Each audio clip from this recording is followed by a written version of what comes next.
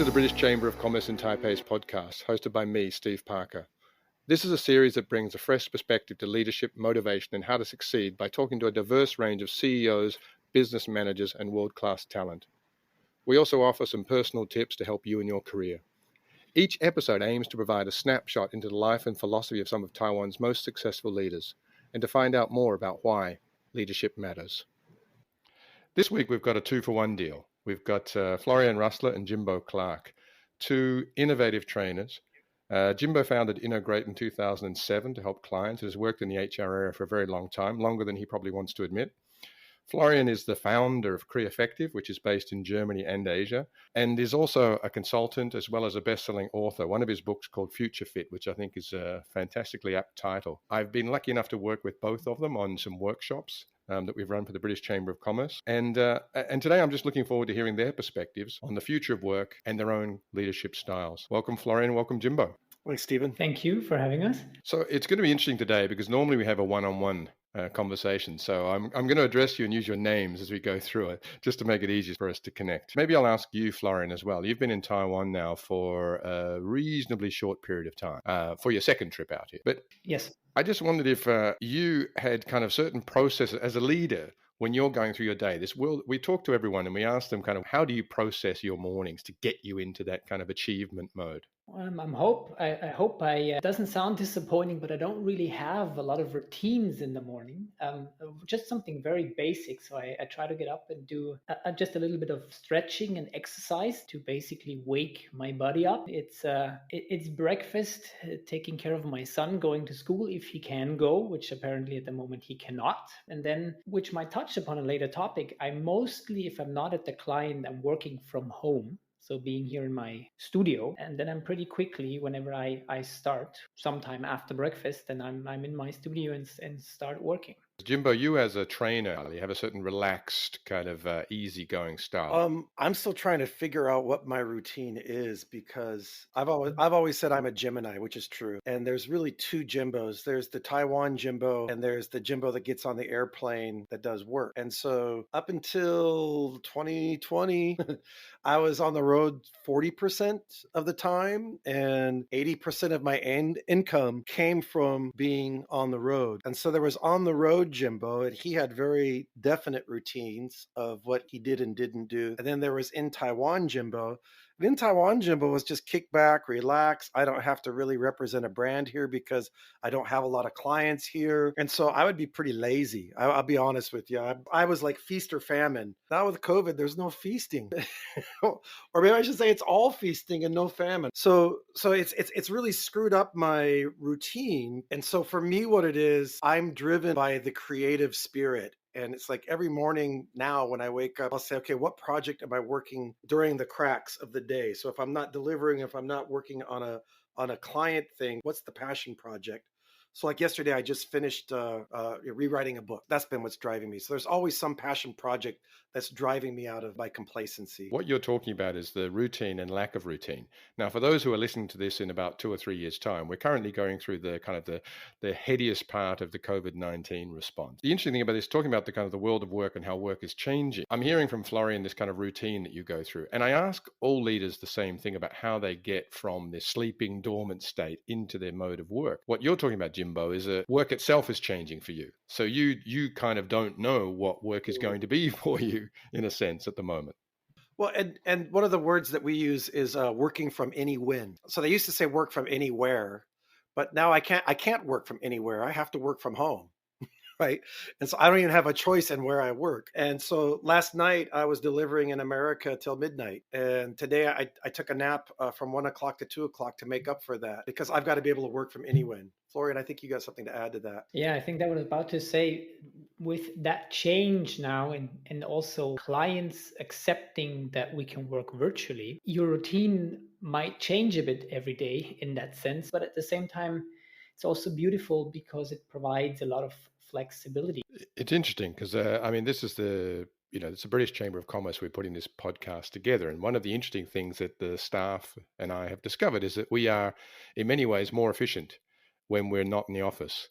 Now, I don't want to say the office doesn't have a place. I mean, I saw Tim Cook, and this will timestamp it for some people, but Tim Cook talked about wanting to get people back in and get the vibe and get the kind of the passion of getting people together in the same room. But obviously, there are efficiencies of being remote locations that you lose as you get into an office. Yeah, I think you're right. I mean, in a lot of sense, working virtually is more efficient and sometimes also more productive for certain things.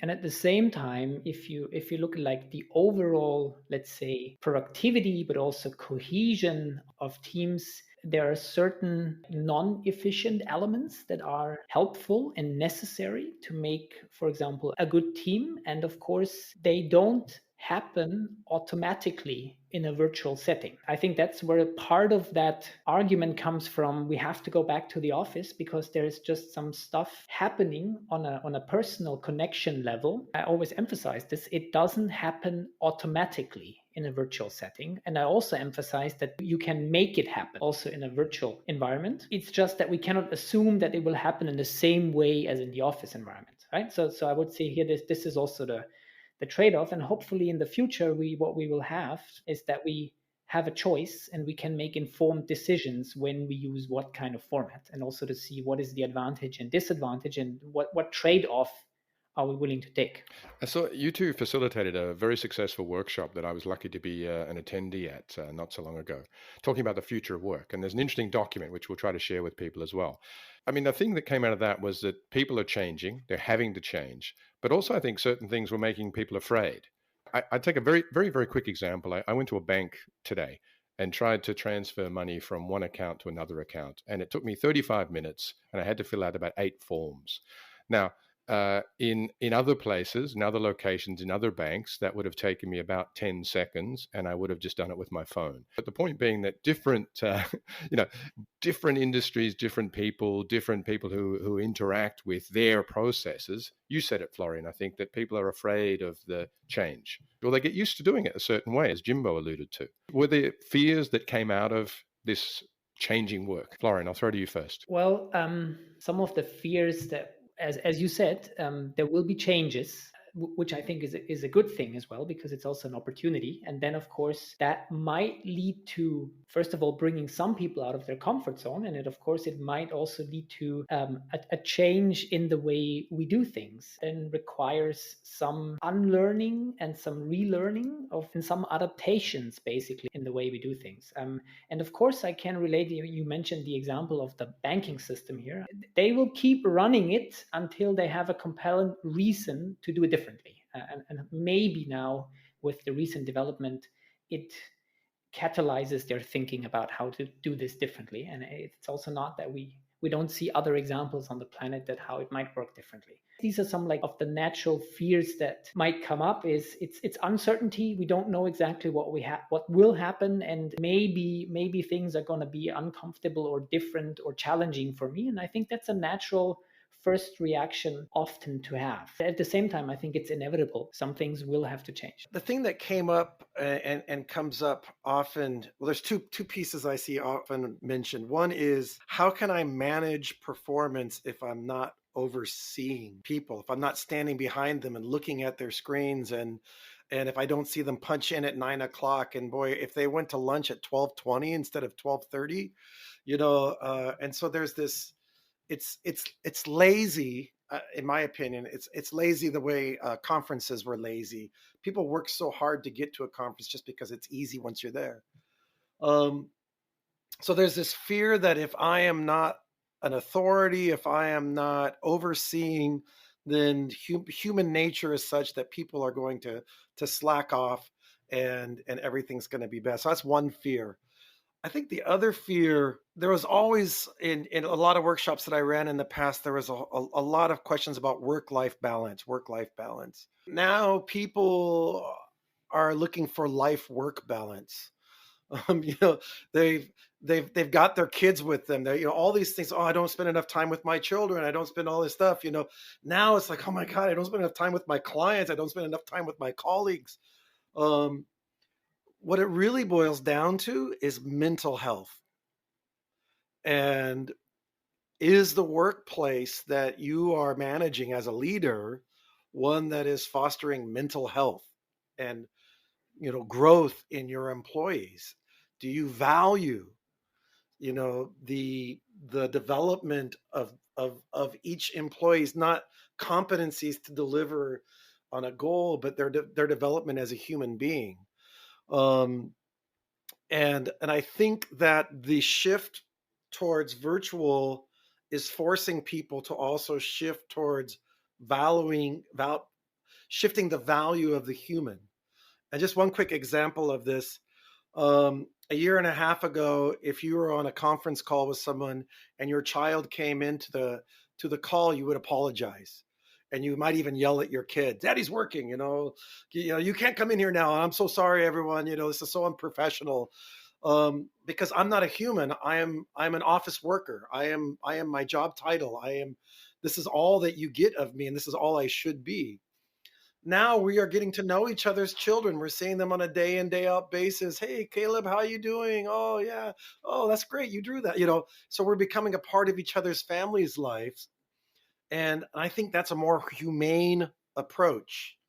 And so hopefully this acceleration that, COVID's the great accelerator. That part of this acceleration is into how do we value not just the commitment to showing up on time and executing what you're told, but value your contribution as a human to the organization. Yeah, just that makes me now think of, so also what that might lead to in terms of changes is like value the contribution, and also, so how do we make it visible, and how do we also measure the contribution? Because in the past it's very easy, you just watch when people clock in and clock out and you measure time, which doesn't necessarily tell you a lot about a contribution. It just tells you that somebody has been physically present somewhere. But that might also be some changes that will be coming along, in the sense of, so how do we know each other's contribution, and also how do we become visible if we're not necessarily always in front of somebody. In today's episode, we talked about morning routines and how people get into their daily working process and their thoughts on the future of work. Stay tuned to the second part, where we're going to take this further and talk about the value of learning and how leaders can be prepared for the future of work. You can listen to this podcast on the ICRT website, Apple Podcasts, Spotify, or wherever you get your podcasts. Just search for the British Chamber of Commerce in Taipei. You can also check out our social media. We're on Facebook, Instagram, and LinkedIn, or you can head to our website, www.bcctaipei.com. We'll see you next time.